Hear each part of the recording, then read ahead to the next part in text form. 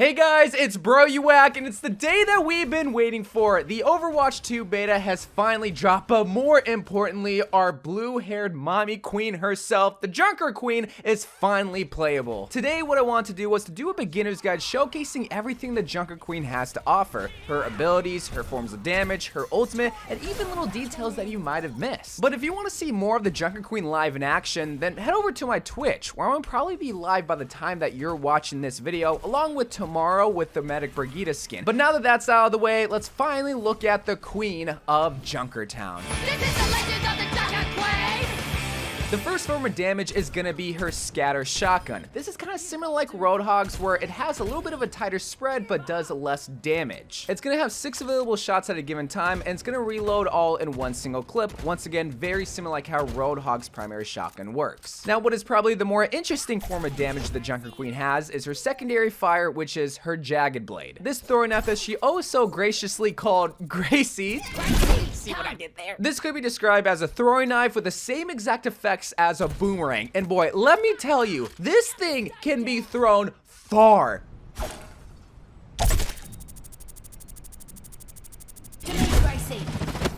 I'm just saying, she got drafted by the New York Yankees. She's gonna give Aaron Judge a run for his money, bro. But there's more to this ability than just the length that it can provide, because it is a boomerang after all. One cool effect that this throwing knife has is that if you throw the throwing knife and you stick an enemy, you're able to pull them close to you, very similar like a Roadhog hook. Man, it's almost like these two heroes are from the same town. This stuck and pull combo with her Jagged Blade ability will provide you 100 total damage. However, if you pair that up with the scatter shotgun to the head, you're gonna be able to wipe the floor with squishies with so many insta-kills. But if you're bad, like me, and you miss the initial stick on the outward throw, whenever you call the throwing knife back, on its way back, any enemy that's in the line of sight of the knife, it will do damage. Now, it won't pull the enemies close to you. You still have to stick an enemy on the outward throw, but it's a little consolation prize for not sucking that bad. But the Jagged Blade fun don't stop there, baby, because replacing the quick melee punch is this same blade. Typically, whenever you quick melee with a hero, you just punch them like with Mei or with Cole Cassidy, but with the Junker Queen, you're able to knife the enemy. And it does do a little bit of extra damage compared to the other quick melee punches, but it also leaves the wound effect. Now, what's this wound effect? Well, I'll get to it later in the video because there's so many other abilities that get affected by this wound passive ability effect.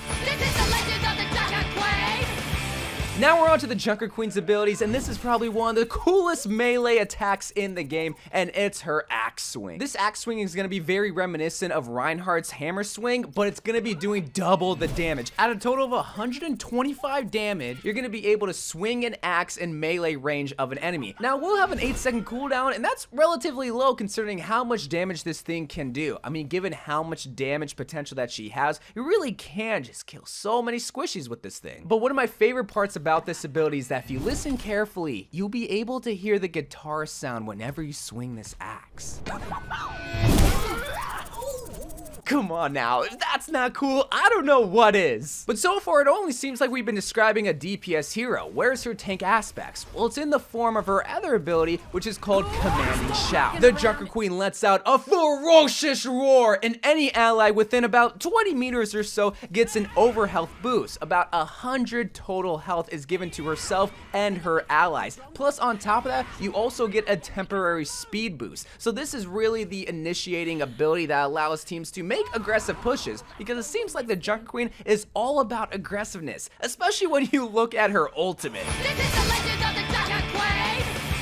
Her ultimate just embodies the Junker Queen, and it's all topped off with the coolest name ever, Rampage. This is an ultimate that magnetizes her weaponry in a whirlwind effect, and it sends you flying forward, very similar like Reinhardt's charge. And if you're an enemy in the line of sight of the Junker Queen's ultimate, there's 3 total effects done to you. The first is that you take 100 damage, which isn't a lot, but then you have to remember that the second effect is applied to you, which is an anti-heal. It's only for a moment, and it's very similar like Ana's anti-grenade, but then on top of that, you also take a wound effect. And that wound effect is going to be extremely crucial to everything involving the Junker Queen, especially involving her ultimate, because if you look at what happens after the Junker Queen, she's behind enemy lines and she's left very vulnerable. So what is she going to do to sustain that bad positioning? Well, she's going to do what any independent woman's going to do. She's going to heal herself. This is the legend of the Junker Queen!